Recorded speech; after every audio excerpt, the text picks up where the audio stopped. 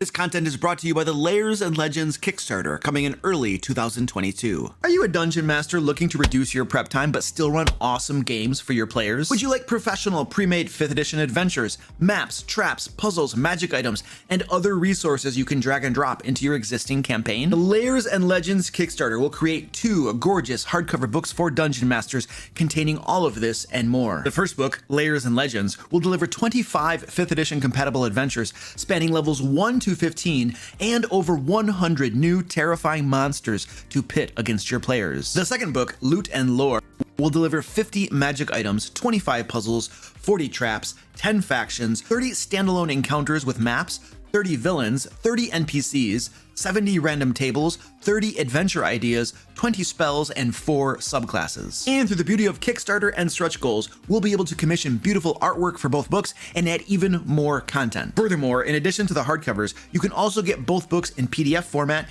and a digital map pack containing all the maps from both books. And if you'd like to pick up a hardcover copy of our last Kickstarter, Into the Fae, it will be available as an add-on to Lairs and Legends. Click the link below to join the Lairs and Legends email list and get notified when it goes live.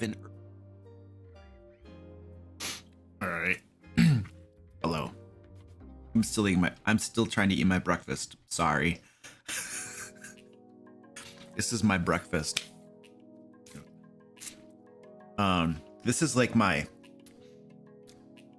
don't have this breakfast very often. This is the breakfast I eat when I want to splurge and have something nice. It's not super healthy. Where is this thing? There we go.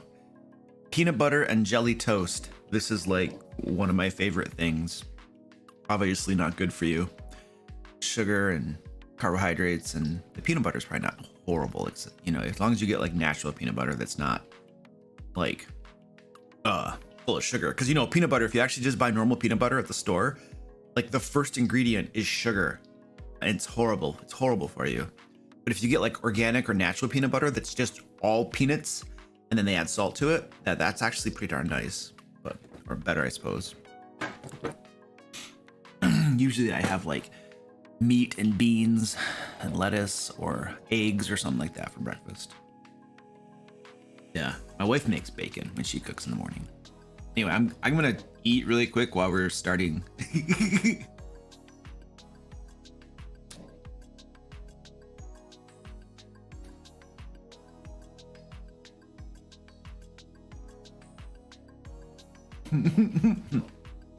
Harrison, yeah, it's very early. But people in like Europe and stuff, this is like the afternoon for them, you know? So they're just like in their work day and they need a break.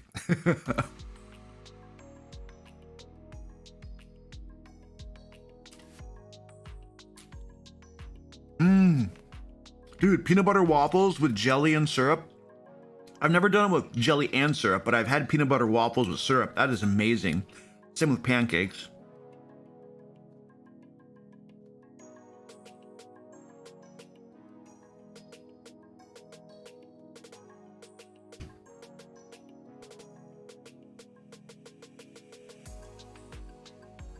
Oh, you have the same pattern dishes as I do? Let me die.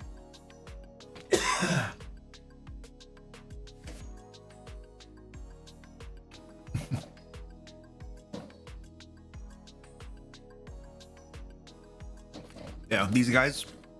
Yeah. These are awesome too. They're Corel. They're like anti-chip and stuff. So they'll last a long time. My wife likes the fancy pottery type ones that break easily. I like these ones. They're inexpensive and they last forever.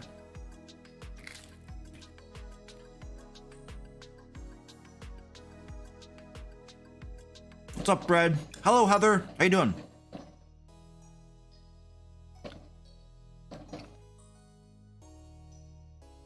Gaming Boogers has no idea what he's doing. Nice.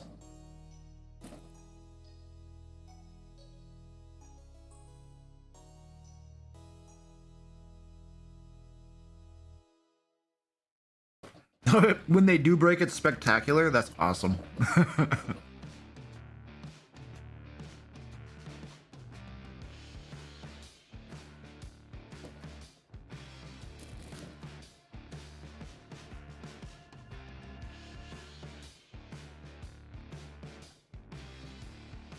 I am doing well, Heather. Thank you.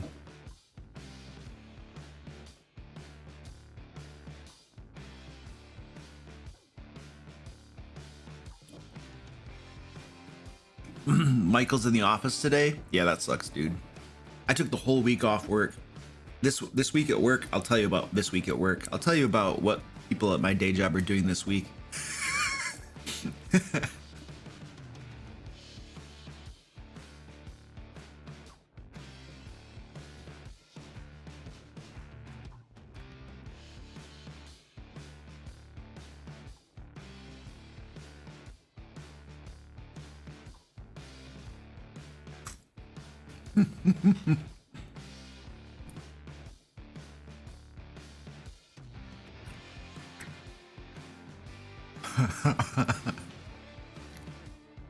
Dungeons and Drams. Yeah, what up, dude? Very early. I already drank all my coffee, so I have like water now.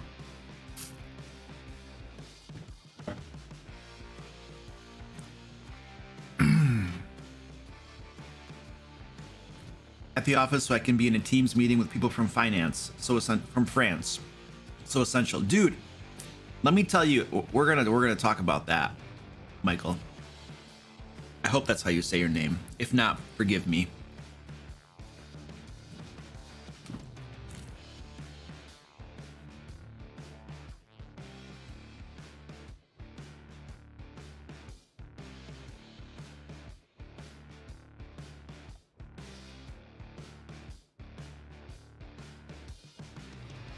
When a player makes a permanent haste potion, the dungeon master doesn't allow it to work. That's the long and short of it.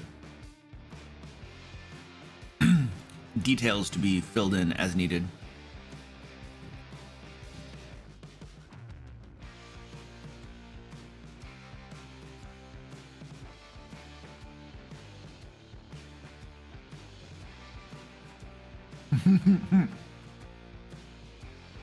Yeah, Sean, this is our pre-launch live stream, dude. The Kickstarter is launching after this stream ends in like a couple hours. So we're just gonna get out together and hang out before the Kickstarter begins. That's why it's so early. What? My cats are fighting. They're like just off camera, so you can barely see them, but we'll see what. They're starting to get into it. We got mommy wants attention, so she's bothering me.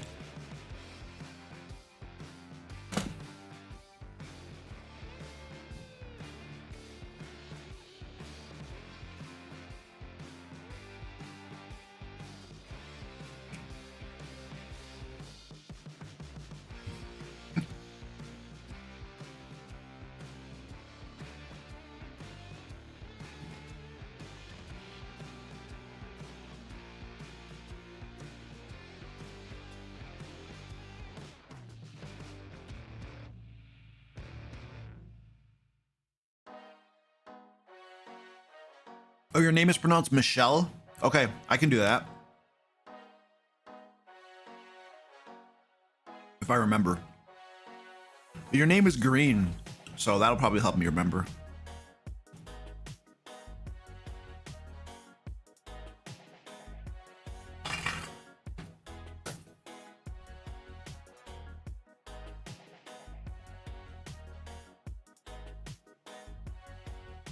Well, they're gonna fight. This is their pre-fight warm-up, where they're like giving each other kisses and being nice to each other. But it doesn't last very long.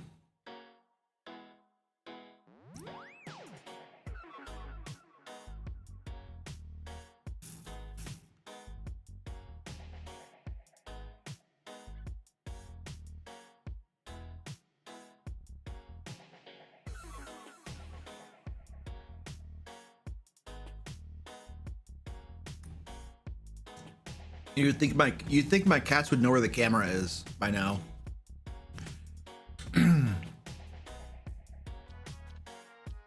They should do this like right in the middle of the camera.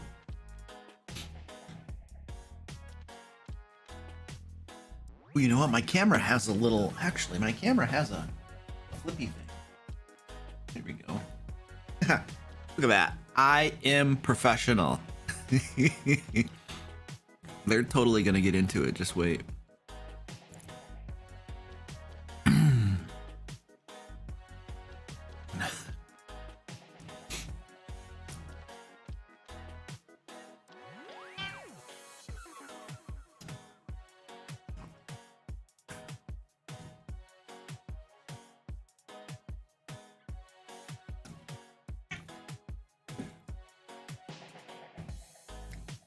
The one doing all the complaining is Squirty Pie, and she's like on top. She's just a big baby. Squeaky's gonna pound her now. He's gonna watch this. He's gonna pounce on her, give her a beat down. It's coming. Oh, she ran off. He's like, where are you going? He's stalking her off camera. Put this back down. Usually they're right there, hanging out. All right, let's start this. I probably have peanut butter in my teeth, so, or on my face or something.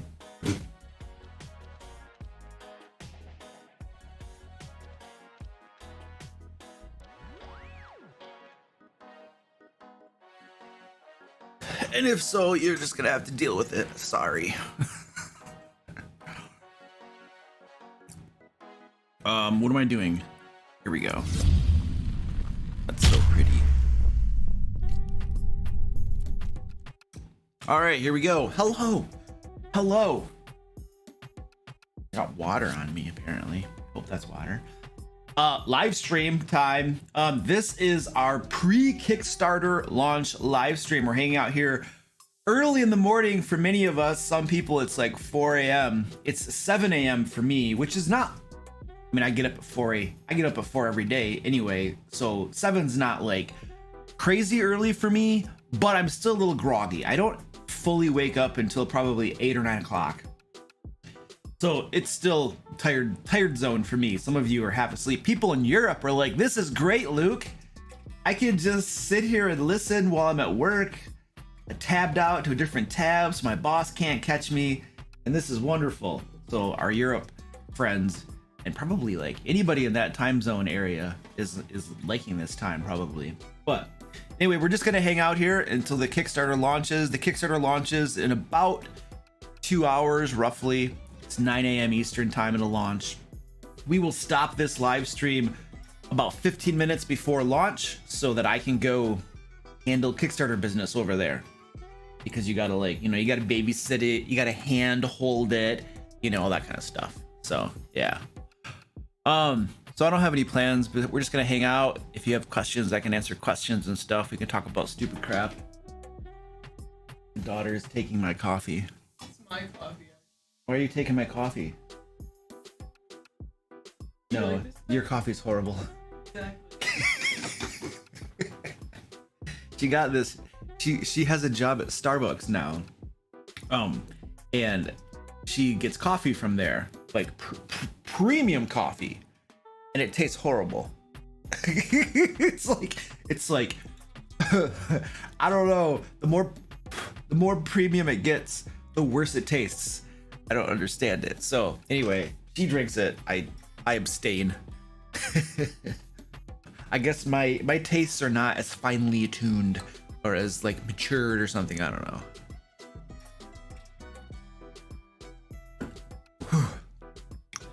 Brazil, what's up, Yuri? How you doing, buddy?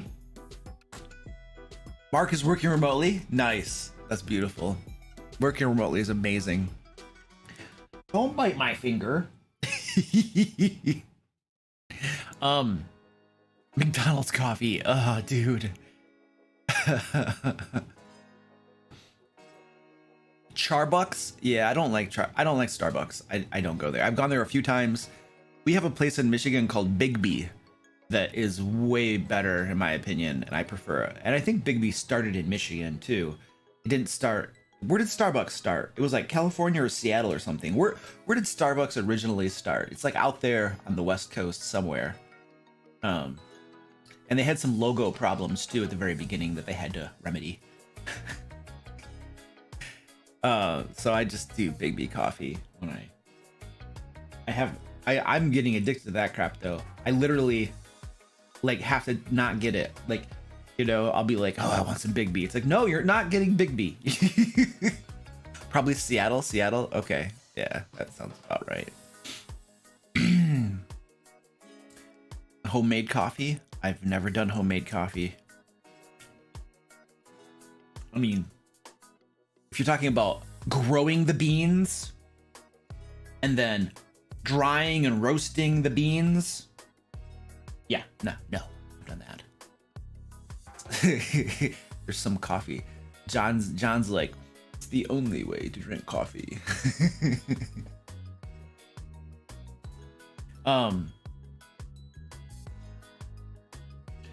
Diabolical DM, what's up, dude? Getting ready to run into the Fae for a group of new players. Sweet. You got the hardcover at LairCon? Oh, did you win it? Were you one of our giveaway winners at LairCon? Because I gave away at least one hard copy or something to someone at LairCon. I mean, you must have gotten it, I'm assuming. Because I didn't have extras to people to buy or anything, so. I've used a French press before. I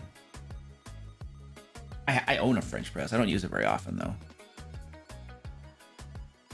Yeah, the problem with those coffee places like Starbucks and Big B is they just like pour crap tons of sugar and syrup into the coffees. So yeah.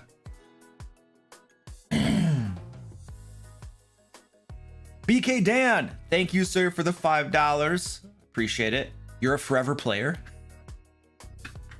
Dude, you come to like all my live streams and stuff, man. I would have pegged you for a dungeon master. Cool, thank you, I appreciate it, dude. Growing the beans needs limited climate, which includes no snow. Yeah, but people probably have greenhouses and stuff, you know. Sure, your local dispensary can get you what you need to grow coffee beans. Oh yeah, we were gonna talk about somebody, what was it? Michelle was talking about having to be in the office so that they could be on a Teams meeting. Yeah, dude. Like, that's exactly what we do at my job. They have us back in the office 3 days a week to do what? To have meetings over Teams, which is if you don't know what Microsoft Teams is, it's similar to Zoom. You're basically having meetings over video all day long. All my meetings are over video. Like, we've been back in the office since November, and my dog is starting to move. That might mean she needs to go outside, so I have to keep an eye on her. We've been back in the office since November, so that's what? 5 months? And guess what? All of our meetings are over video. Haha! So one might ask the question, why are we back in the office?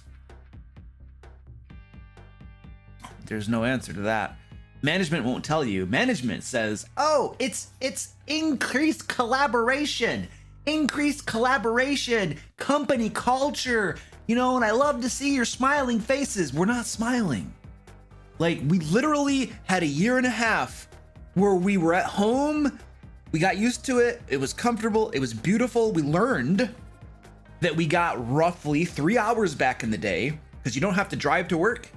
You get your lunch period to kind of do what you want as opposed to having to be at work. And then you don't have to drive to work or drive back from work. And so you got roughly 3 hours a day working from home back into your life to do whatever you want. And then there are some salaried individuals who can get their job done in less time than a full workday. And guess what? That's more time they get back in their lives, that they're not stuck in the office. And so tons of people learned the increased freedom and amazingness of it is to work at home, and they were happy. And then you brought us back into the office. You're not seeing smiling faces, you're seeing grumpy faces. Now, the CEO might get up and give a town hall and be like, oh, it's amazing. I talk to people and people talk about how they enjoy being back in the office and how they're enjoying it and they're smiling and stuff. And then it's like, dude, you're the CEO. Do you really think people are gonna tell you the truth? Come on, dude. They're gonna tell you whatever lie they think you wanna hear so that they don't get a mark against them and sets their careers back for 5 years. Don't put your head in the sand like a big idiot. Yeah, people are happy being back in the office. No, they're not. Freaking idiots. I hate these stupid people. By the way, we were at a town hall. I'm just ranting about work crap. This is gonna be my second YouTube channel, I swear, once I quit my day job. It's gonna be a second YouTube channel ranting about corporate bullcrap. So we were in a town hall, and one of the questions was, so right now, what's happening? And this is happening in lots of places right now, is that people are quitting, people are leaving their jobs. So this is not unknown. They're calling it the Great Resignation and crap like that. But at our job, where we work, it's the same thing. We're in a department of software developers. So you have knowledge workers who can do their jobs from anywhere. They've been doing it from home for 1.5 years. You can live in Michigan and code and do your work for a company that's in California or something. It doesn't matter. It's irrelevant. And so you have an IT department that's hemorrhaging people. People are just leaving and leaving and leaving and leaving. And you better believe that in their exit interviews, they're probably saying, yeah, it's a 100% remote work position. I don't want to be in the office. I want to work remotely. Yeah. And so people are leaving, and I'm sure they're leaving that feedback in their exit interviews. And so at the town hall, one person asked anonymously, of course, through like some little poll thing, or you can put your comments or questions through a thing. They asked, what they were talking about the morale and associates morale and people leaving and stuff like that. And they were like, what are your plans to do about the low morale and people leaving, the company and stuff, and all the knowledge is walking out the door, all the system knowledge of these. We have archaic systems that only we have. So you can't go out and hire people off the street that know anything about them. They might know the language, but they don't know the system, and there's a huge difference. So they can come in with Java or C# or whatever it happened to be coded in, but learning the actual implementation and all the so if somebody who's been working on a system for 10 years is like, adios suckers, someone off the street, they're going to pick that up, but it's going to take them 5 to 10 years to actually get to that level of knowledge. So you got people walking out the door with system knowledge, and then there's low morale. And every time somebody else leaves, the morale sinks a little bit lower. And then somebody asked, the CEO who's at the top doing the town hall, they're like, so what are you doing about the low morale? And the answer he gave was, we need to have a better mission. If we had a better mission, and then folks would be more encouraged and have higher morale because of our mission. That was his answer. That was his answer. Like, it was, nobody in that room was fooled. Everybody knows that has nothing to do with the morale. Nobody who works there cares about the company's mission. Maybe some people do. Maybe there's a couple people there that do. Nobody cares about the stinking mission. They care. They don't want to do some. Most people want to work and do something they feel has a purpose. They don't want to feel like their job is worthless. They want to feel like they have a purpose and they're doing something of somewhat value to the world. People want to feel that way, but that's not often their primary thing. At least not right now. Like, oh, I want to make sure the mission. We have to define a better mission or something. So you're going to put out a corporate mission statement. You're going to improve your mission statement or something, and that's going to somehow increase morale. It was such a cop-out horse crap answer, because really what's going on is people are upset that, one, you brought them back into the office for no real reason that they believe. Management gave their little reason. Nobody believes it. It's all horse crap. We all know it is. So they got brought back into the office, and now there's tons of attrition. And every time people leave, it's more work for the people that stay, and then they feel like there's this sinking morale. And there's this other frustrations that are going on. Nobody will acknowledge the actual things that are, like, nobody will talk about the actual things that are going on. Nobody in management is empowered. It's just crazy, And so, yeah, there's just a general feeling of like seething, maybe hatred is too strong of a word, but just seething unrest and disgruntlement against decisions and things that management is doing. And what was it, 3 years ago, roughly, they outsourced half of the IT department. Half of our IT department essentially got fired, and we outsourced it to a company in India. And so, you know, that's still in people's minds. Nobody's ever going to forget that. And the company that replaced them, Tech Mahindra, some of you might know them, is a hot pile of flaming crap. They're absolute garbage. They're horrible. Like, it's just ridiculous. And so we're constantly having frustrations, and it all revolves around the contract. We're an agile shop, but we cannot work agilely with Tech Mahindra. They are hardcore waterfall, and the contract is the law. And anybody familiar with the Agile manifesto and stuff is that, you know, it values like working with people in collaboration over the contract and sticking by the word of that, you know. And so it's complete opposite of what we're trying to do as an Agile shop. We're still transitioning to Agile, in my opinion, but we're trying to get there. Some of us are trying to get there. And so so you have all these frustrations, all these things, horrible things going on, you know, and the answer is the mission. Improve the mission. Wouldn't it be refreshing if leadership would actually talk about the real things, like real stuff, and give you real reasons? Oh, it'd be amazing.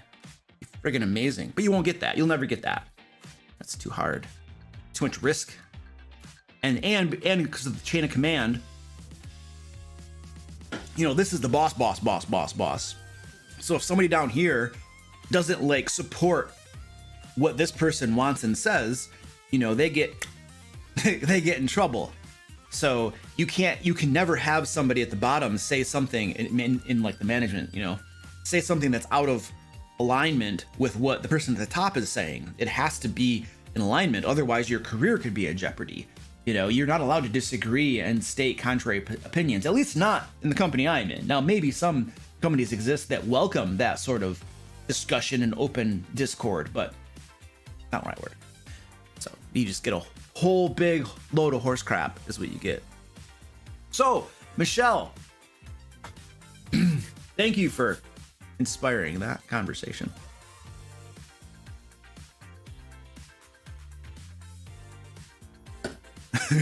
No, I'm gonna look at chat now, and people are freaking out. We already have some notes about watching the language and no politics. For all their talk of corporate culture, I don't think what I was talking about was political at all. It's just talking about stupid corporate culture and morons in leadership who got their heads in the sand. Actually, I'm pretty sure people in leadership, I don't think all of them are oblivious. I would say that probably 80% of them know what's actually going on, but just won't talk about it. And they lie to you. They feed you BS. The other 20% probably have their heads in the sand, and they just are ignorant of actuality.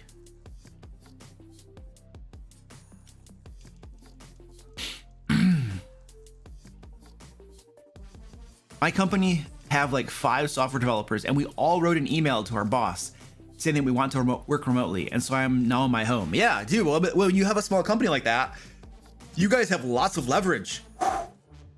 Like, you know, because you could just all be like, yeah, we want to work from home, all of us. And there are only 5 of you. And if the boss is like, no, you gotta come to the office, all of you will be like, okay, well, we're not going to the office. So we're either working from home or we're not working at all. And the boss is like, crap, my whole company would come to a grinding halt. Yeah, you can work from home. That's fine. Okay, see, now everybody's happy. Your company goes on. We're happy. It's beautiful. So like in that situation, you have so much leverage. But when there's like, you know, 200 developers, there's less leverage. Unless all of them conspire and walk out together.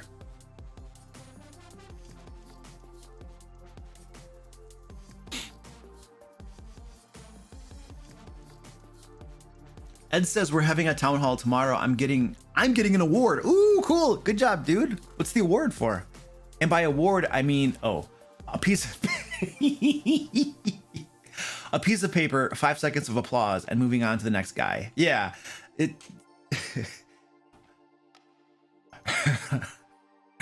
There's this other YouTube channel I sometimes watch that makes fun of corporate awards and stuff and birthday parties and these sorts of things.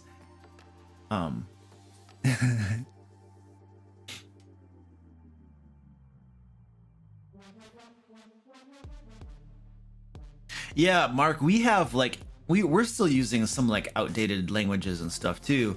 One of the we develop an entire system using a proprietary language that we have to have a license to continue using. I forget what the name of the development language was, but it's not obviously open source or anything. We literally have to have a license for developers to sit and code that language. And it's expensive. And so we only have like, I don't know, 5 licenses. And so you can only have 5 developers at any point in time that have a license, you know, to be able to code that language. And so, you know, when somebody's not using it, you got to pass it to somebody else or something. I don't know. There's some rules around it, but we have some really archaic languages. Some of them are proprietary, where you got to pay to even code in the language. It's really crazy stuff. Crazy stuff. I work for people with an actual mission. So the term mission statement have always amused me. Yes, Ed, you're like in the Marines, dude. You guys have a real mission. What's the mission, dude? Can you summarize the mission? Do they have like a nice little mission thing? Kick butt, take names and kick butt. Kick butt, take names if needed for the report. Jacob Cobberholm, thank you for the $10 tip. I appreciate that, dude. They say joining my first D&D game this week, playing a Lara Croft inspired Gloomstalker. Thanks for the great content. You're very welcome, dude. I'm happy to help.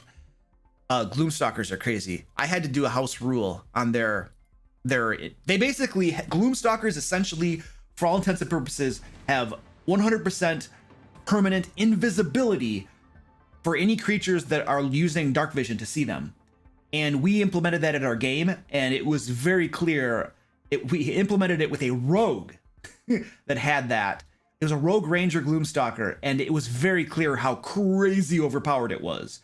And so we had to implement a house rule to fix that, because it was essentially permanent invisibility, because most adventures take place in places that are dark and don't have lighting. So yeah, we had to do a house rule because it was broken as all crap. Just don't show this to your dungeon master. He'd be like, no, don't tell my dungeon master. Oh, Goliath Cleric has the roast. So Goliath Cleric, I believe you were in the army, right? And so Ed's the Marine dude. And so Goliath says, it's the Marines. Asking them to take names is unfair because that might involve spelling. Just a little bit of roasting. It's all in good fun. Okay, now, yep, Squeaky wants to come up with Daddy. And I'm going to get hair all over my shirt now. Thank you, Squeaky.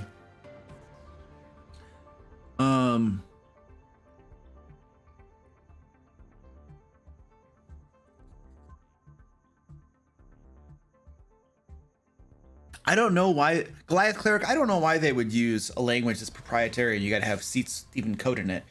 The thing is that a lot of corporations don't make decisions based upon they don't make good decisions for a variety of reasons. One reason that a lot of times they don't make good decisions is everything's through a committee most of the time, you know, and you have a bajillion people all trying to weigh their opinions and stuff like that. And you end up with just some watered down horse crappy bull crap because you're trying to appease everybody that's on that committee, big meeting essentially. Or you just have somebody at the top who makes a unilateral decision, and the higher you get up in the organization, the more and more disconnected they are from what actually happens at the ground floor, at the front lines.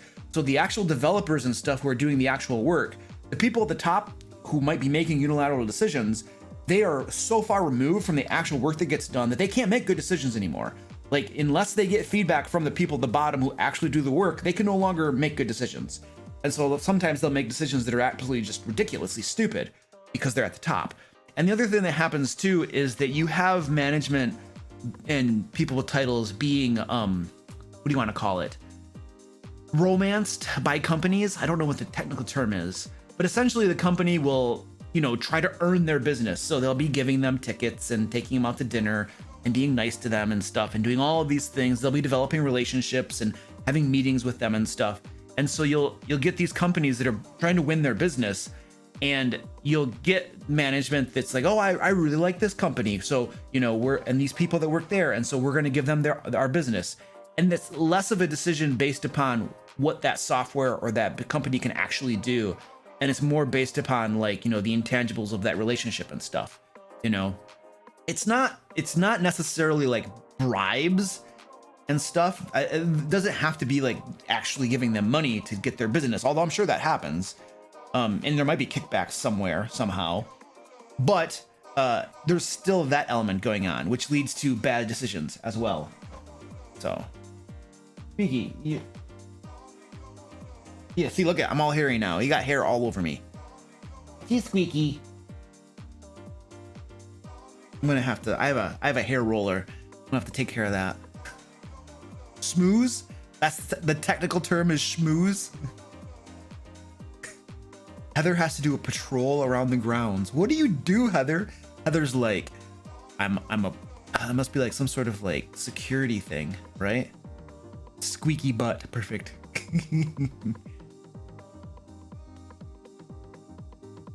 Oh, Michelle, thank you for the 561 super chat. I missed that. This is for the work you biting me for.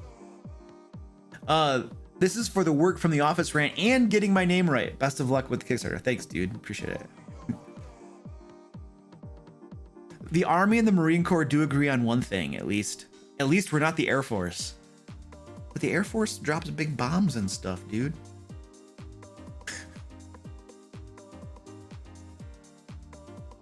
Those unilateral decisions that come from the top sometimes are a result of external influence, which may not even know what they're talking about. Yes, that's 100% true as well. Like, for instance, supposedly, the company that I'm at used to be, we're now a publicly owned company, but we used to be owned by another publicly owned company. So we were a subsidiary or something, I guess. I don't know what the term is. But this company up here supposedly is the one that told us, when they owned us, they told us that we had to outsource half of our IT. And so supposedly the people in leadership at our company didn't make that decision. They were told by these people to do it. Supposedly. I don't believe half the stuff the management says. I don't believe the majority. I don't believe 90% of what they say. I should rather put it that way. Almost nothing. But anyway, supposedly they were told to do it. And these people told them to outsource half the people. And so they had no choice, supposedly. So yeah, an outside influence told them to do this. And they're even more detached from the company and what actually happens. And the theory is, and it's probably very true, is that half of IT was outsourced in preparation for, there was a demerger or a spinoff between this company and us. I think in the US we call it a spinoff. Over in the UK they call it a demerger. It's interesting, demerger sounds a whole lot more accurate to describe what's going on. But anyway, we demerged, and then we became a publicly traded company, a publicly owned company, our own company. And so that's what happened. And then, yeah. So the theory is that outsourcing half of IT was in preparation for the demerger and becoming a publicly traded company, because I guess it would make your books look better, because you don't have as many people on your own payroll, and you're paying an outsourced company, which I'm assuming you're going to save money on. But I don't think we're not actually saving money. We're not. Nobody, and I don't think people, not everybody in management is stupid enough to think you actually save money by outsourcing stuff like that. Because what's really happening, let me tell you the truth of what's happening. We're outsourcing essentially all of the software development stayed in-house, and all of the infrastructure is outsourced to the Tech Mahindra. And so Tech M, they do all the servers, they have to stand up servers and stuff. They're supposed to do upgrades to servers and systems and stuff like that. They're supposed to handle some of this stuff. The infrastructure is supposed to be all them. And we're only doing the actual coding, the software part of it, And so that's supposed to be the division of labor. But what's actually happening is they're absolutely doing a horrible job on their part of things, and they're not doing very well, which means that a lot of the things they're supposed to be doing, our software developers have to do themselves, because otherwise it would either not get done or it would be horribly messed up. And so we're having to do a lot of that work. And so the whole idea of like outsourcing it so it's cheaper with them doesn't work when we have to do a lot of their work for them. I don't know what the proportion is, but there's some of their work we have to do for them.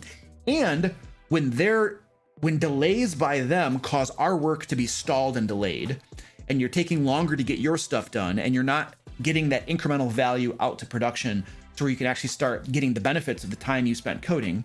So those delays that cost money, we have us doing their work that costs money.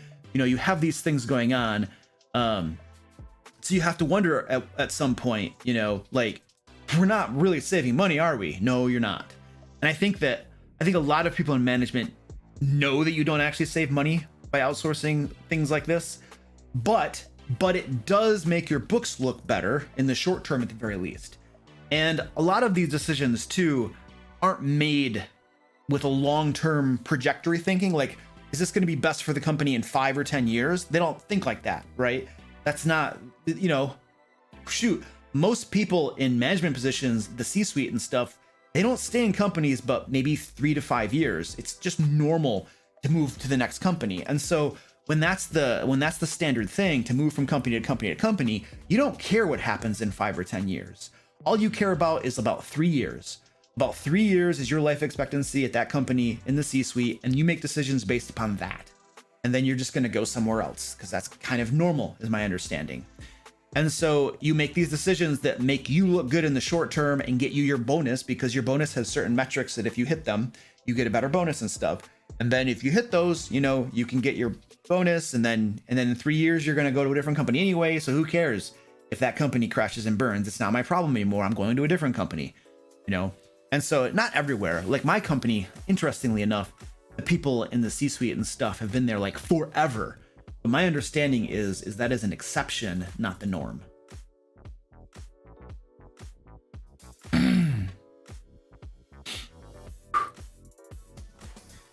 Lord God says this is way too familiar.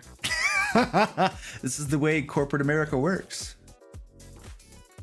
It's just the way it is.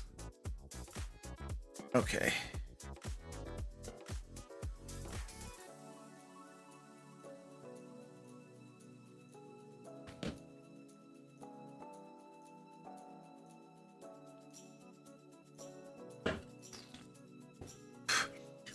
Interestingly enough, the company that I'm at, most people stay there a long time, like a long time. They just don't move on. It's pretty normal to stay there. And they do give amazing health benefits and 401k. You know, like my 401k is just like, they just dump money into it. I mean, I'm obviously contributing the maximum amount possible, but they also they match it. They match it at 6%. I think they match at 6%. I think it's 6%. It might be 3, but I'm pretty sure it's 6. They match it at 6%, and then every year or two, when they give you a bonus, which is nice, very nice. And they also, in addition to the bonus, they also match 6% of your yearly salary into your 401k. Again. So it actually ends up being 12%. It's either 6 then 6 for 12, or it's 3 and 3 for 6. I can't remember the details. It's been a long time since I looked at it.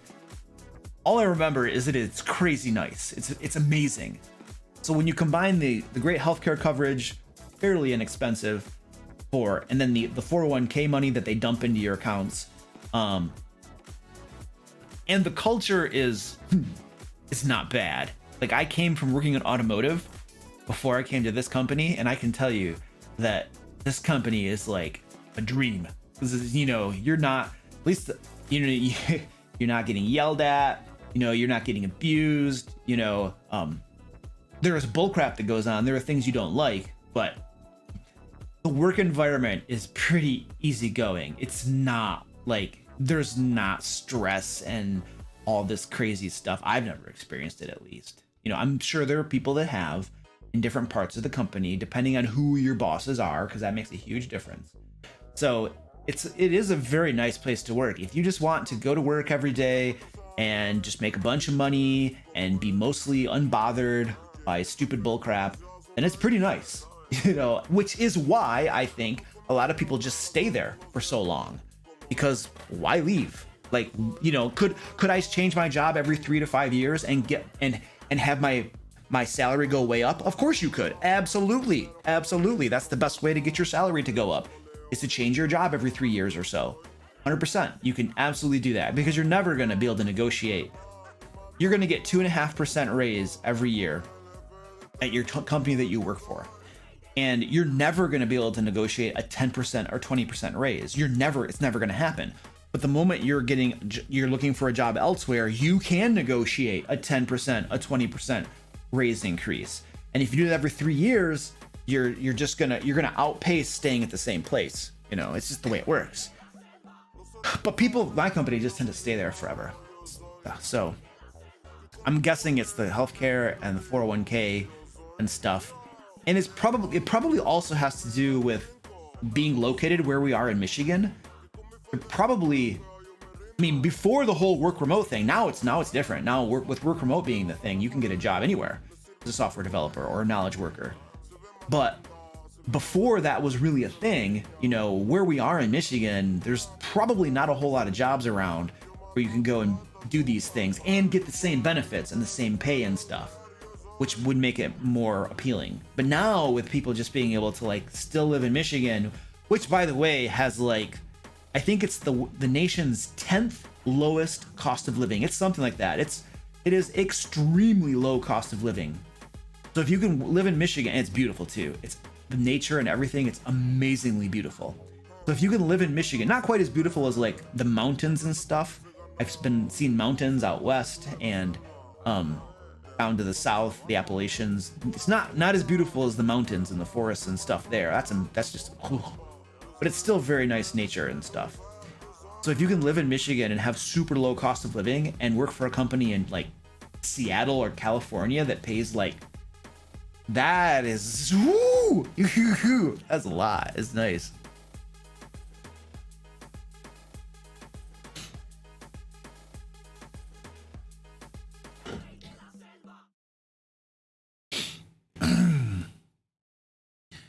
Gaming Booger is painting a barricade. Nice. Thank you, Captain. Will be good. Appreciate it. Martel Perkins says, how can you make your own book? Well, it's not hard these days. Essentially, there are printing houses all over the place that will print your book for you. You just have to pay them. They have layout requirements. You have to have it laid out properly according to their printing requirements, and they'll give you a sheet that tells you what they require, the bleed and different things and spacing and, you know, different things. But essentially you just write your thing, you know, you format it according to their specifications, you send it in to them, and they'll print you a book. You just pay them for it. It's not too hard. In theory, it's way more complicated than that. The way I just said it made it sound easy. It's not easy. It's not easy. It's complicated in many ways and involved. But it's only as complicated as you want to make it, I suppose. The type of things that we do that have artwork and all of this layout and stuff is for sure more challenging, and you have to pay people a good chunk of money to do all of these different elements and stuff. So there's tons of costs involved. But if you literally just wrote like a novel or something, you know, and you just want to get that printed for your own personal whatever, you know, it's not that hard these days because of the printing houses. You don't have to go the traditional route of finding an agent who will then represent you to like the publishing houses and stuff and try to like, you know, get you published through one of these. Oh, that is just dumb. Like I used to want to be a writer when there's cat hair flying through the air because I'm petting this cat. But I went to school for creative writing and literature, and I've written a couple manuscripts, and my dream when I was a kid was like being a published author and stuff. And then when I got in college, I learned more about what you have to do to actually be published. And I was like, whoa, that doesn't sound easy at all. That sounds like a lot of work. That's really hard. And I probably didn't have the motivation to do it at that point. And then after, it was a while after college, but there was another point where I was getting a little bit more serious into writing once again. And then I was reading some stuff, and this was an author, pretty well, he wrote, this is the book, Chuck Wendig is his name, and he's an author.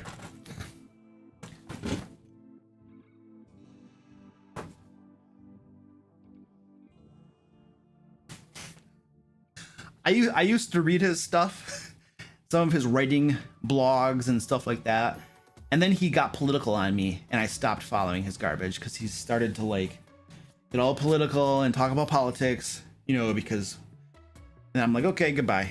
But anyway, that dude, when I was reading his stuff, he was talking about what it takes to make it as an author, and he was publishing about a book a year, not too big of books, but about a book a year. And he was talking about how it was only after getting about, it was a lot, 20 or 30 books published, where the revenue coming in from royalties on all of those published books was finally getting to the point where he could go full time and not just do it as like a hobby. And when I saw that, I was like, holy crap. And I was like, this is probably not for me. This is probably not my thing.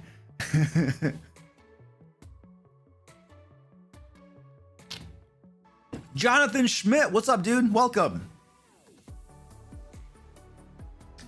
Yes, Sean, I agree. Self-publishing is easier than it's ever been, but far from trivial. Yeah, it's not. The thing with anything is that once you've done it once or twice, it seems simple to you, you know, just because you've done it before. And that's true for almost anything.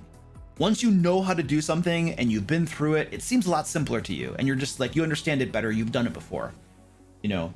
So it's not trivial and it's not uncomplicated, you know, but you don't need to have Superman intellect to figure it out. You know, you can figure it out. You might it helps to know people. They can answer questions for you and walk you through things, and you're probably going to make mistakes and have to get them corrected and stuff. So contacts and knowing people who have done it before absolutely help, you know. That's important for sure. Kodak, what up, dude? Welcome.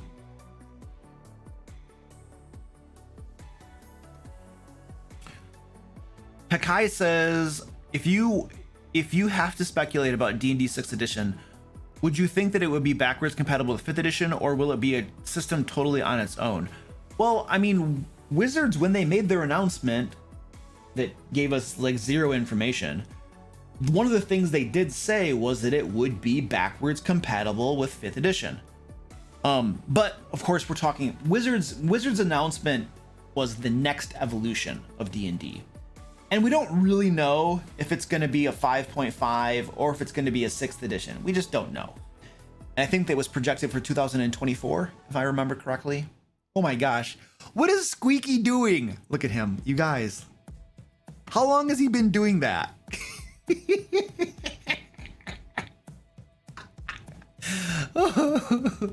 Squeaky, what are you doing? I rub my belly. I want my belly rubbed. You want your belly rubbed? Yeah.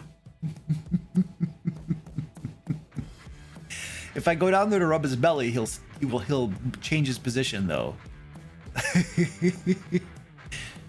So we don't know what we're getting in 2024, whether it's a 5.5 or whether it's a 6th edition. Now, what they said for the 2024 next evolution is that it will be backwards compatible. That's what they said. So we're thinking it's probably going to be a 5.5. However, people have been known to say things and then change their minds. It happens, you know, and what is the definition of backwards compatible? What exactly does that mean? You know, and how far can you stretch that? So, you know, so there's some like vagueness there and some unknowns that you can't necessarily predict or really know. She whacks at him. She's like, no, I get attention. She's like, you're not taking my attention away. Like, so we don't really know what's going to be coming out in 2024. Once we get an actual 6th edition, I don't see any reason why it would be backwards compatible. It actually seems, in my opinion, one of the main reasons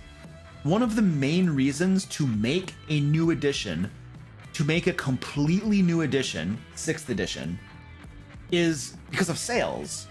When excitement, which is equivalent to sales, for a current edition starts to wane and die down, right? When sales are going down, excitement's going down, people are getting over the current edition. That is the point when you introduce a new edition. So if you're introducing a new edition when sales are going down and waning, it doesn't seem like you'd want to make it backwards compatible, because the whole point of introducing the next edition is to get people to buy the books all over again, right? That's the point. Like, if you already have all of the 5th edition stuff, player handbook, monster manual, etc., that works for the game, and then they introduce a 6th edition that's backwards compatible, and everything works the same, the core rules are the same and stuff, is it really a 6th edition? Like, if it's, you know, and are you really motivating people that have stopped buying 5th edition to buy 6th edition if it's essentially the same game? So it seems like logically that if you introduce a 6th edition, that it would have to be a totally new game system, or at least different enough that it's not backwards compatible. Otherwise, what's the motivation for me to buy it? It doesn't seem like there would be any. You know what I mean? So it seems like it would have to not be backwards compatible. That would be my opinion. And, you know, this is interesting too. Something that companies do is manage expectations, but also manage like people's emotions and reactions to different things. And so what you have happening is you have people that have been playing 5th edition for a long time now, and they've been buying a bunch of 5th edition books, you know, like bookcases are full of 5th edition books. And so when they've invested that much into the 5th edition, if you tell them you're coming out with a new edition that is not backwards compatible, people are going to be pissed, because now they're going to have, now all of these books, if they want to play the next edition, all of these books they bought are worthless and I can't use them anymore. And I have to buy all the new books, and people get pissed off at that. And so in an effort to assuage those feelings and keep those people a little bit calmer, you say things like, oh, it'll be backwards compatible. So that right now, right, people are like, oh, it's gonna be backwards compatible, I don't have to get worked up about it. Okay, I'm fine with that then. When it actually comes out, you don't know what you're gonna get. It may or may not be backwards compatible. And what does that actually mean? And how compatible is it? You see, these are all, you know, how do you define that? Is it actually backwards compatible? Is it just on that in paper? Blah, blah, blah, blah, blah, blah. You know what I mean? So I don't know. I can see lots of ways that could possibly go, you know, because the company wants to announce the thing they're coming out with, but they don't want to piss everybody off either, you know? And of course, there's always new people learning D&D every day and starting to play D&D. And so you come out with a new edition, and most people go for the most recent thing, right? If they're coming into it. And so that will appeal to a lot of the new crowd coming into playing it. And eventually all the people that played 5th edition who were grumpy and upset that, you know, they made a new edition and stuff, they'll get over it eventually, and they'll see the popularity of this one taking off, and eventually they'll switch over to the new one. You know what I mean? It happens. It's just the cycle. Now some people never do, and they just stick with what they, you know, were playing before, and they never switch. But those are probably Not enough to really concern companies, I would say.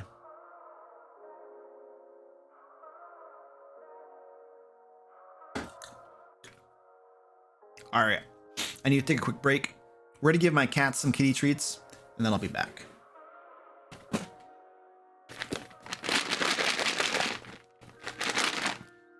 There we go, right here. We only got 2 cats here right now.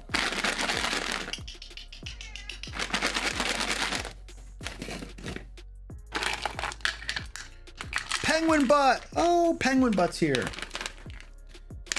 She's like, yeah, Luke, it's really early in the morning, dude. What? Big baby? Hold on a second. As a baby. Yeah.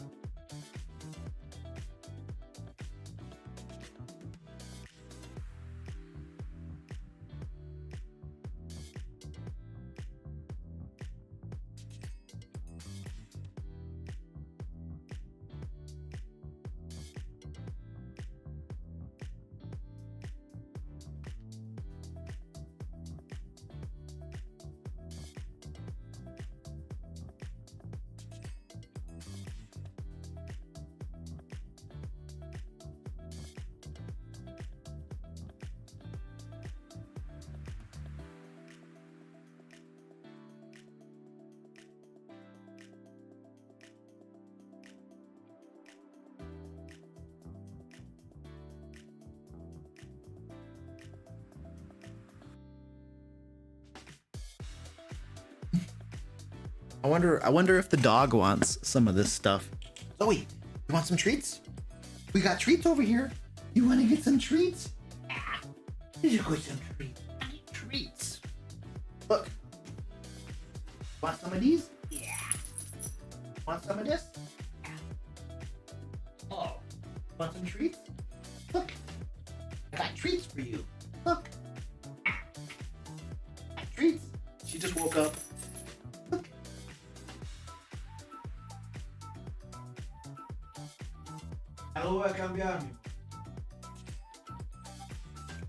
Okay, go back to your bed. Nope. She was not interested. She's like, I was sleeping.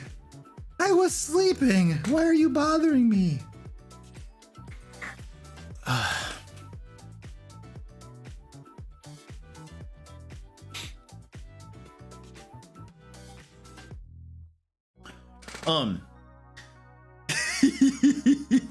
we got the dog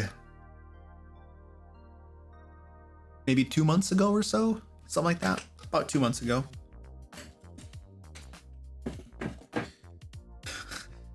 Nothing there. All of the intelligence and awareness of the average Chihuahua. Yeah. Well, this one time she came over and ate some of them, but today she just went back to her bed and she's sleeping now. Kodak, thank you for the $1 super chat, dude. I appreciate that.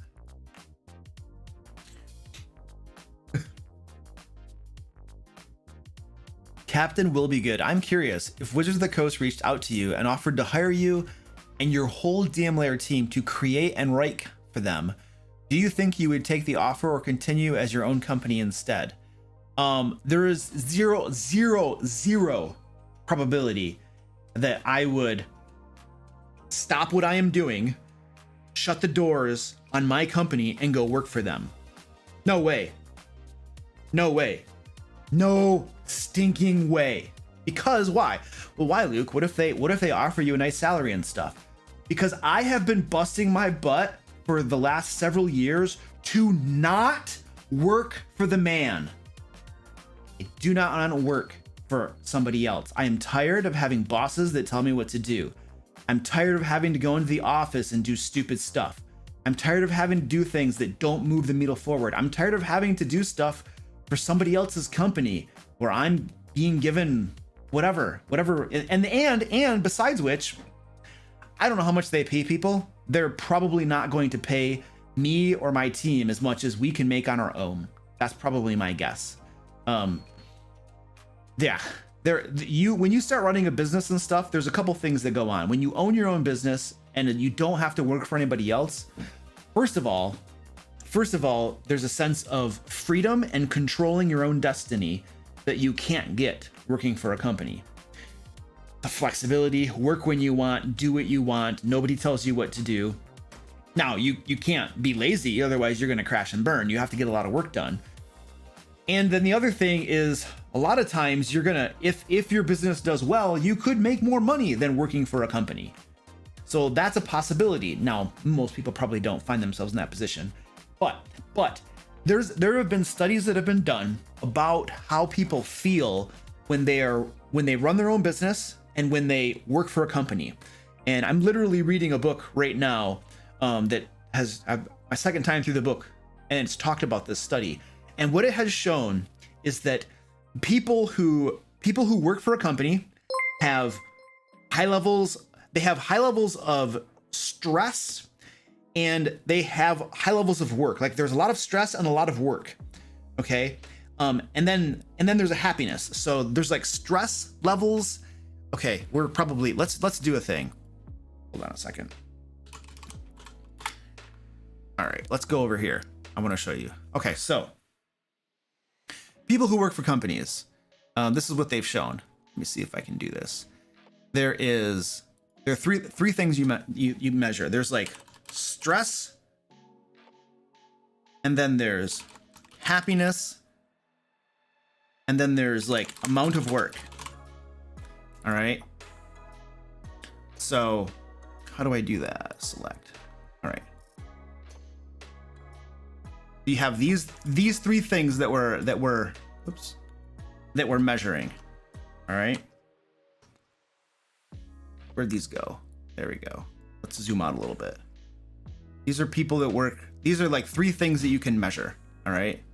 I don't use Paint a whole lot. I don't know why I pulled this up. I should have used Microsoft Photoshop rather.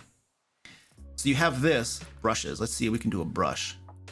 Give me a brush. Give me a pencil, make it red. So if you're working for a company, you have high levels of stress, low levels of happiness, and this is the amount of work. Okay. Now the different people who own their own businesses, who are entrepreneurs, stuff like that, you got this. The stress was lower, maybe the same or something. The amount of work was usually about the same. The happiness was way higher. And so you have same people, or whatever, most people are the same over like the large amounts, the averages and stuff. So you can say that, the amount of work they was doing the same, they felt the same amount of stress and stuff.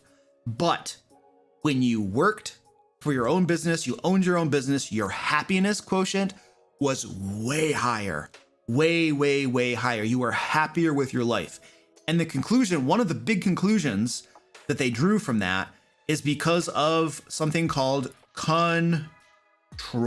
See, I am great at Paint. I literally should have just pulled up Adobe Photoshop, and I would have been better off. But control. Why are people happier when they own their own businesses? Because control. They have a sense of control over their own destinies. They have control over their day-to-day. They feel like they have control over their future, over where they're going. Like I can make decisions about my company. I can decide to publish more things. I can decide to run a Kickstarter like we're going to do today. We're going to launch our Kickstarter today. I can make these decisions for my business. I can decide when I need to hire a new editor. I can decide when I need some more project managers. I can decide when we need some freelancers or cartographers, or I can decide when somebody who is working for us isn't doing a good job and we need to find somebody else. Like there's control. I have control over those things. When you're working for a company, you don't have that control. Even if you're in management, even if you're toward the top, you know what I mean? You almost always have somebody above you who's calling the shots, unless you're at the very top. But even if you're at the very top of a company, you usually have a board of directors who is calling the shot, who you have to be accountable to. You know what I mean? So yeah, I don't know. When you're running your own company, you have control over your destiny and you feel happier. Being in control makes people more satisfied with the work that they do. Even interestingly enough, if it's an illusion of control, people are happier and more satisfied. This is a thing that happens. So that was all spurred by the question, I think it was Will, who asked if Wizards offered me and my crew full-time jobs, would I shutter my business doors and go work for them? I would not. I suspect that probably some of the people that write for us might, because they're probably going to get like salaried positions and stuff, and they might go do that. That's possible. I would not. No way. And the other thing too is that the moment I accept that and shutter my doors and stop publishing my things and then go work for them, like, how long do you think I'm really going to be working for them? 1 year, 2 years before they fire me or something?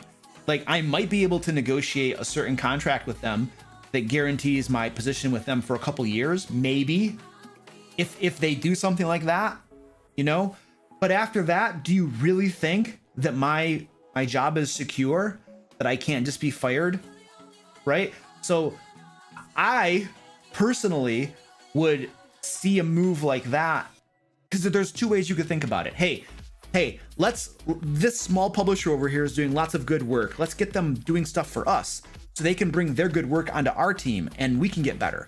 That's one way of looking at it. Here's another way of looking at it. Hey, there's this small publisher over here who's doing really well. Let's buy them out, get them on our team so that they shutter their doors so that there's less competition. Now, would that be the case? I doubt it. Like, my tiny little company, the competition that it offers is a pittance compared to what Wizards is pulling in. Like, Wizards' earnings are like in the millions, at least millions. I don't know if they got to the billions or not. They're a public company. You can look it up. A subsidiary of Hasbro, for now at least. You can look them up. But they're making crap tons of money. I don't think they're worried about me, So I don't think that they would probably not offer us positions just to get us out of business or something. That would be silly. They would probably, if they really wanted to hurt us, they would probably take their lawyers who are on retainer and twiddling their fingers, and they would probably try to find a legal way to shut us down, if they wanted to. But like, what threat do they feel from a little tiny publisher like us? I doubt it. So I think it's a moot point. It's probably a null question, you know, but I don't want to give up my freedom to go work for somebody. Why would I do that? I don't want to work for the man. Now, if it were a contract position, if it were something where I could continue doing my current thing and my team and I could also do contract work for them or something, that's a different story. That's a totally different thing. Now, obviously, there would be competition involved. Like, we're in the same industry. I'm publishing stuff that competes with their stuff. They would have to be okay with that, you know. Now that's a totally different thing, though. That would be at least garner my interest enough to say, hey, okay, what do you got? You know, and then I would have to make an ROI decision. I'd have to decide, okay, look at this is what they're offering me to do this piece of work. Is that intriguing enough, you know, for me to do that? And the time that I take to do that, is it worth that time? What's the opportunity cost? What could I have done if I wasn't spending my time doing that thing? You know, so those are things you'd have to think about, you know, for that sort of thing. Goliath Cleric says 795 million last year. Wow. So almost to a billion, almost. They would have to buy out Critical Role, not the small companies. Yeah. Well, they're already doing collaborations with Critical Role. Like, they've had at least 2 books that Wizards has published that are from Critical Role stuff. Like, I have one of them. I've never read it, or even, I think I probably opened it once and looked inside of it, but I haven't read it or anything. I don't know which one it is, but I have one of them sitting somewhere on my bookshelves. It should be up there. Yeah, the Wild Amount, the Explorers or something of the Wild Amount. I have that one. So Wizards is already working with Critical Role, you know. They're doing collaboration stuff, which is interesting because Critical Role is still their own company and still doing their own thing, and yet they're clearly working with Wizards and producing content, you know. And so that sort of collaboration is much more on the table than just making me shut on my doors. I would never do that. I don't want to work for somebody else.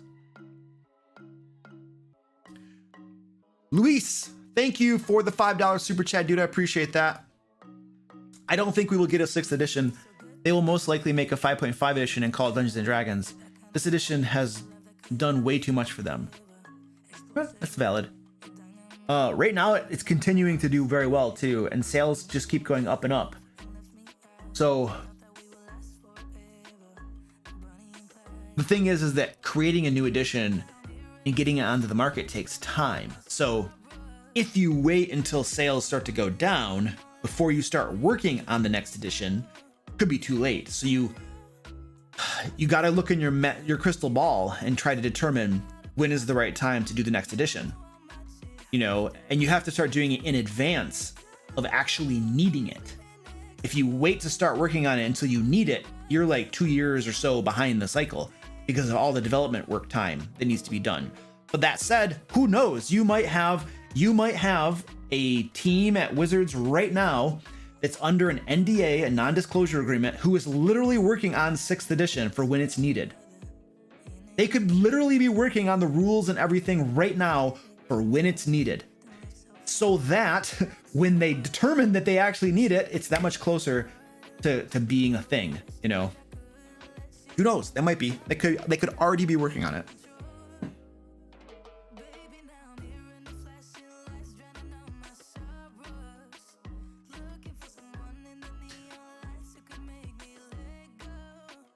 Cat hair or something, man.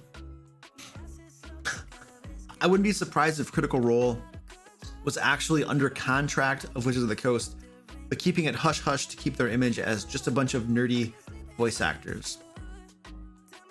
I don't know.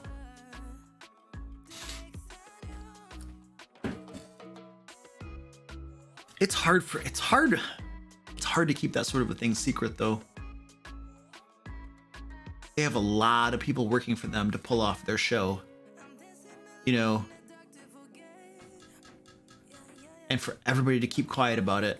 You know, the only secret that never gets, like, you know, shared is the secret that you tell no one about. And the more people you add into that, the greater chances of it being leaked, you know. Even if you have like an NDA or something, it can still happen. So I don't know. That's the problem with a lot of these conspiracy theories, is that, you know, some of them are so complex that it would take so many people to be in on it, that what's the probability of that many people, not one of them telling their wife about it when they get home after work, and then their wife telling their friend, you know, and then it just starts going, you know, like what's the chances? That's the problem with these conspiracy theories. It's like, if it's actually a conspiracy theory, oh, he's about to puke on camera. Squeaky, you gotta puke on camera. Come on, Squeaky.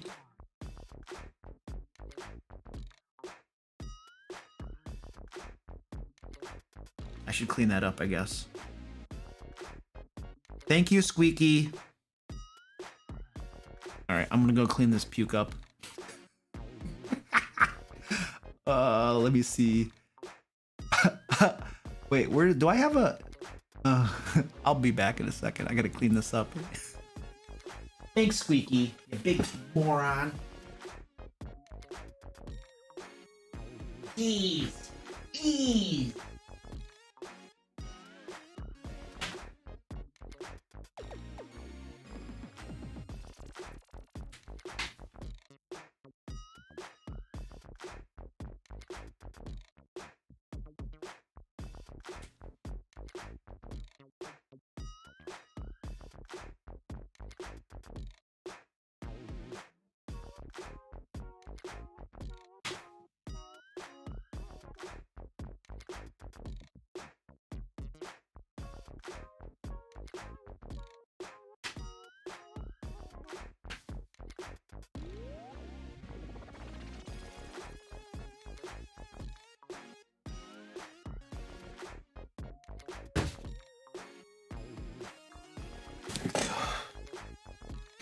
All right.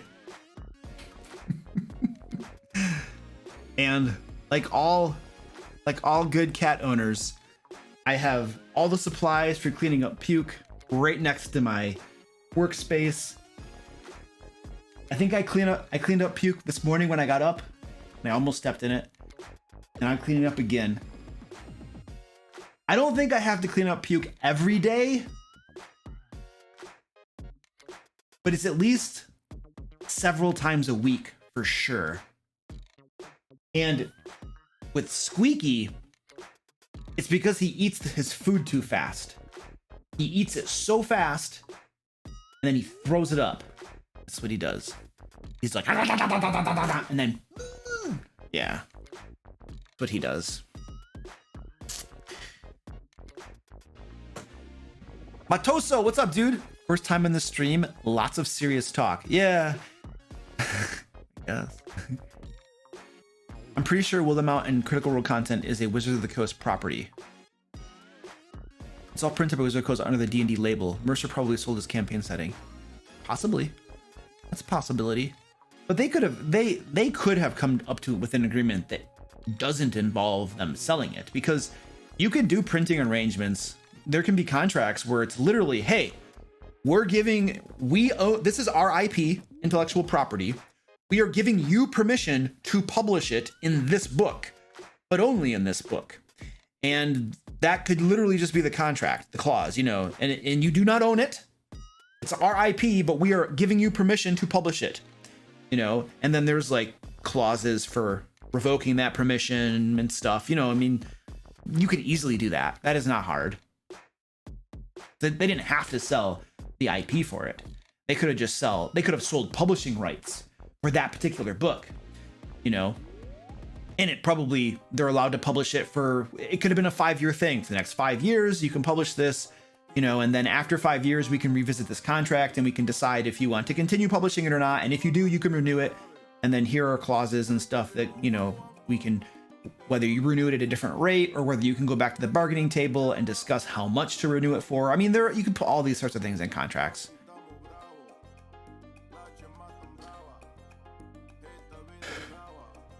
Josh Gordon says, can't wait to back this project, but I have to till Thursday. I don't know what that means, but happy to hear you're going to back our Kickstarter, dude. Thank you.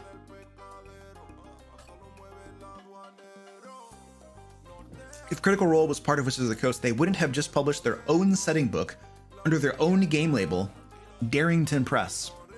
I agree. Yeah, Goliath Cleric, yeah. It's not, Goliath Cleric he works with a lot of our contracts that we do with our people, and you can put that stuff in a contract. It's not hard.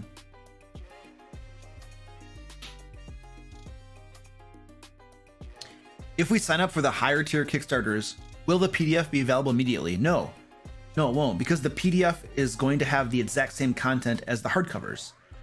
Like, we're not just taking the PDFs from Lair magazine and saying, here you go. That's not what the PDF tier is for the Kickstarter. Like, literally, the PDF is going to be the content that comes in the hardcover, and the copy is almost all ready. It's written, except for stretch goals. Stretch goals can add on to traps, puzzles, adventures, more monsters. And so if we hit those stretch goals and we get more content, then that needs to be written and added in, to the existing content. But remember, part of this Kickstarter is to get artwork. Like, we don't want to, like, right now, Lair magazine, we use stock artwork because, a single piece of artwork can cost between $200 to $600 or more if you go with really expensive artists, which we can't afford. But if you're looking at $200 to $600 for one piece of artwork, that's really expensive. So we use stock artwork in Lair magazine. But one of the things with the Kickstarter is the whole point. One of the points, well, there are two big points. One of them is to get the hardcovers, right? Which costs money. But the second point is to get custom artwork to make these books really look nice. And so we're commissioning tons of, we've already begun, we actually have all the commissions done currently. The commissions have been made. The artwork is not done. Some of it is, but the commissions have been made for the base artwork. Like, I've determined in the books what I consider will be the base artwork. These books will have at least this much artwork, which isn't a whole lot because, if our funding goal isn't super high, so you can only afford so much. But all of the artwork for the base books has been commissioned and the artists are working on them. And some of it's done already. Some of it looks really amazing too. Now, stretch goals are going to help us commission more artwork. And when we get the stretch goals and we hit the stretch goals, then we can start commissioning that. And that's going to take time. Artwork takes time to get done. It's not like that. And so it'll take months to get the artwork commissioned, during which time any of the extra content that is unlocked, we'll be able to write that and edit that and get that ready as well. And then once all that comes together, it will go over to our interior layout guy, a graphic designer, and then they'll put that into the interior layout. Once the interior layout and all that stuff is done, then and only then will you have a PDF available. Now, that will take months. It'll take some time. You're probably going to have it sooner rather than later, but it's still going to take time. Now, the PDF will be available before the hardcover books get shipped out, because once the PDF is available, I can send that out to backers, but I have to send it to my printer, who's going to make a proof. I'll get the book back. I have to review everything in the book. And then usually there are changes that need to be made because some images are too dark or something's wrong. So I go back to the printer and I send them a new copy, a new PDF that has changes made to it. The printer sends me another book. I have to order more books, more proofs, look through it, confirm that everything looks good. If everything looks good, then I still have to put in the order to the printer. And that, the last time for Into the Fae, it took about 3 months for them to print the mass production of the 2,000 plus books. It took like 3 months for them to do that. Apparently there are delays in the printing industry, whatever. So then you got to do that. And then once you get the books, you got to ship them out. And so, yes, I can definitely tell you that if you get the PDFs, you will 100% have the PDFs before we can get you the physical books. That's a guaranteed. But you're not going to get the PDFs immediately because I just explained the whole process of making the new content, getting the artwork, doing the layout. That all takes time.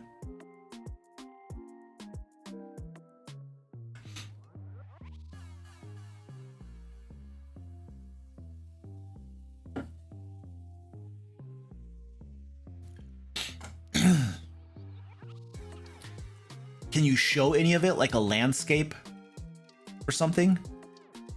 What are you talking about? Show what? Kodak, what are you asking me to show? Amir says, take your time, brother. Do it right. This is your legacy. I'm not rushing it to rush it. I can guarantee you that. It'll take the time it takes. It'll take the time it takes. I mean, I have a estimated delivery time stated in the Kickstarter, and I always hope to beat that, but I'm not rushing it to rush it. Artwork, yeah, I can show you some of the artwork. I don't want to give away too much. Because some of this artwork I'm planning on sharing with updates on the Kickstarter or hype. So I'm not going to give away too much, but I can show you a tiny bit of it. Since you're here, you need to go away. All right, let me find it for you. I'm gonna open this up. Artwork, interior. Let's go to the sketches. I'm gonna show you some sketches. All right, let's open this up. I don't know why that keeps giving me that error. All right, let's go over here. All right, so these are sketches. This isn't quite done yet. So this is being worked on. This is all by one artist. His name is Al. His full name is Al Ferdowsi. So I'm just gonna show you some sketches. This was one of the options. I didn't like that option as much as I liked this option right here, and so we went with this option. And then this is a sketch option, another sketch option. So he does like little sketches, and then he asked me which one I prefer. And then there was a couple different options for this bowl. And so those were things from him. And then I'll show you some sketches from another person. So here's a sketch. I literally just got this like yesterday or the day before. I reviewed this one. So she is doing amazing. This is, let me see, these sketches are from, hold on a second. This is Allison Alenkar. These are awesome. Got this. And then here's another one. Here's another one. These are going to be full color. She hasn't gotten to that part yet. These will be, all the artwork is full color. These are sketches. Here's another one. And then these are like preliminary sketches that she did. So those were from her. I keep getting this dumb message. I don't know why I keep getting this message here. Let's see. We got some sketches here. This is like pretty much close to done, I think. It's not the final, but it's pretty close. These are from Beatrice Pelagati. And then these are some options she gave me. This is pretty much done. And this was one of the options. See how it got flipped in the final. This was one of the options, a close-up one. I didn't like the close-up one as much as I liked showing the full manner. And let's see. And then we got, let's find another one. All right. This is pretty much done. This one's done. These are from Brian Syme. I think that's how you say it, last name. He does a lot of illustrations for lots of different folks. He illustrated a lot of the monsters in Cobalt Press's Tome of Beasts and stuff. I've seen his stuff in a lot of different places. And then another one there. This was not approved. Did you see the difference? I was like, no, she needs to be properly clothed. So that was not approved. And then a sketch. And then here's some preliminary sketches of it. There was this one here from the side, but I wanted something that showed the sea creature. I think it's not a Sahuagin. It's I don't know what it is, but I wanted one pulling her down into the depths of the ocean. And so I wanted this one here, not this one. This still looks cool, but. And then here's one. That's pretty much a final. And then this is a final too, pretty much. Here's some preliminary sketches of it. Oh, this is sweet. This is pretty much a final.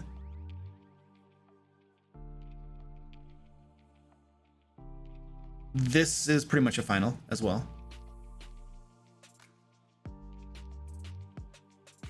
This is a sketch of it. Then I have a few more I can show you. Now these are from it's called Handiwork Games. The artist is, oh man, I think the artist's name is Scott. I forget his last name. I don't deal directly with the artists for these particular ones. I work with like a different guy, so I don't remember his last name offhand. He did artwork for Into the Fae though. He's super, super good. And then these are just sketches, obviously. This guy is really good. Look at this. This is just amazing. These are just sketches. I'm like, wow. Wow. Look at that. It's cool.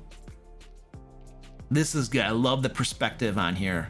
I love this troll sitting here, the dragon, and then the adventurers coming in over here. Super cool. And then that's mostly a finished one. And then a little sketch here. So there you go. That's not too bad.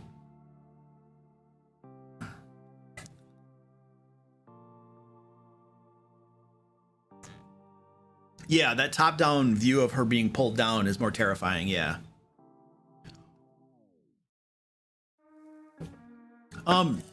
Bajorn, if you want Into the Fae, then if you want that hardcover, you need to get it through this Kickstarter. We don't do hardcovers, like, for the most part. If you want a hardcover of the things that we publish via Kickstarter, Kickstarter is your opportunity for that. Once the Kickstarter's over, there are pre-orders and stuff like that, where you can get hardcovers as well. But the Kickstarter is your opportunity. Like, once all of that's settled and once we've done fulfillment and stuff, I don't just keep printing hardcovers so that people can order them. Like, the Kickstarters are the opportunity for you to get hardcovers. Now the PDFs will be available afterwards, but if you want hardcovers, Kickstarter is your opportunity. I have lots of people ask me all the time about Into the Fae, and they're like, I'd like to get the hardcover. I'd like to get the hardcover. And I tell them, if you want the hardcover, it'll be available as an add-on for our Lairs and Legends Kickstarter. That will be your opportunity to get it. So this is your chance. I don't just print these books and have them on hand and then ship them to people who want them. That's not what I do currently. The Kickstarters are your opportunity to get the books in hardcover if you want them. As a small company, it just makes it way easier for me to batch them all together and do fulfillment all together. If I keep an inventory on hand and then have to manage orders that come in and have to ship it out to people and stuff like that, that's either work that I have to do or work that I'm paying somebody else to do. And as a small company and the quantities that we deal with, it's not a good value return, you know? And so we group all that stuff with the Kickstarters, and then it's much more economical for us to be able to do it in batch, you know, as opposed to just doing it constantly and maintaining an inventory and stuff like that. So that's our current model for the hardcover books. Is it cheaper to have a lot of different artists or very few? Well, Takai, here's the thing. Some of these artists get paid really well. Others are more, don't charge as much, right? So you could theoretically just take the artist who is the cheapest and just commission everything through that artist. But the problem is it would take you 2 years to get your artwork, and nobody's gonna wait for 2 years. So what you have to do is you have to have various artists that are doing your artwork, because then if you have like a handful of artists who are all working on artwork, then you can get your artwork done in 3 months, you know? And then you can actually publish your book in a reasonable time frame. So some of these artists get paid a lot, others are much more reasonable. Some of them live in countries that the cost of living is just super low, and so they don't charge as much, and they're still really good artists, you know? So you don't necessarily choose the artists necessarily based on just how much they charge. Now, there are some artists that we were reaching out to that wanted like crazy amounts of money, and it's like, no, we can't afford that, dude. It's not going to happen, you know? So there are definitely people that are outside of our price range. But if you're within a good market range, you know, then you're considered, you know, and obviously we're looking for a certain quality as well when we're going for our artwork. Like I'm not going to publish garbage. I'm not just going to be like, oh, this guy's super cheap, let's get him. And then it looks like garbage. I don't do that either, you know? So you could save a lot of money on art if you only commission through the absolute cheapest, who still do good enough work, but then you're going to be sitting there for like 2 years waiting for your artwork to get done. And the other problem is when you commission just a couple people to do all the art, you're putting all of your eggs in that one basket. And if something happens to that person, or they decide they're not going to do your project anymore, you got to go find more artists now. And so it minimizes risk as well when you have various artists doing your art. So there are lots of reasons to commission a variety of artists, as opposed to just having a couple do your artwork for your book. Erica Powlin, thank you so much for the $30 tip. I appreciate that. Squeaky. This guy. Okay, well, you know what? Here's the thing, guys. We are going to end the live stream right now. It is 8:45. Our Kickstarter launches in 15 minutes. 15 minutes. So I need to end the Kickstarter. I'm going to go over there and get everything ready to launch. So 15 minutes it launches, and yeah, so I will see you over there, and hope you pledge if you'd like to get some cool stuff. So I haven't really like promoted the Kickstarter a whole lot, but when the video ends, when this live stream ends, you're going to be taken over to the premiere for my launch video on YouTube, and that is going to explain all of the information you need to know about the Kickstarter. So I'm ending the stream now, and I will see all you lovely people over in the premiere as I get ready to launch this project. So now I'm actually getting nervous. I've had no nerves this whole time, but now I'm actually nervous. I almost never feel this way. It's kind of exciting. All right, bye guys. I'll see you over there.